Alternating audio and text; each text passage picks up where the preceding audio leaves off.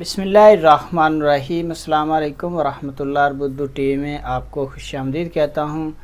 Saudi महकमा traffic police की जानिब से एक अहम अपडेट आई है।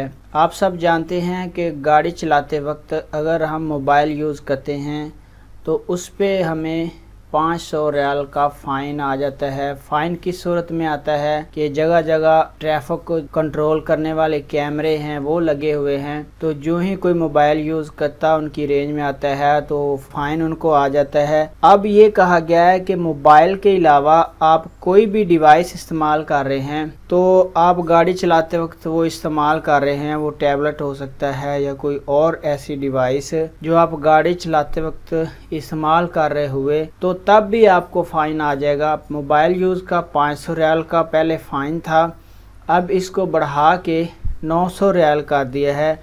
ज़रूरी नहीं कि जहाँ पे कैमरे लगे हुए हैं और आप कैमरों की रेंज में आएंगे तब भी आपको फ़ाइन आएगा। अगर आपको किसी पुलिस वाले ने शुते ने कहीं पे भी देख लिया आप ड्राइव करते हुए मोबाइल यूज़ कर रहे हैं, तो इस पे आपको 500 रियाल से लेकर 900 रियाल तक का फ़ाइन होगा। ये अहम अपडेट आई है सऊदी महकमा ट्रैफिक पुलिस की जानिब से कि सऊदी महकमा ट्रैफिक पुलिस ने जो ट्रैफिक के कवानीन हैं उनको कंट्रोल करने के लिए मज़ीद सख्ती की है।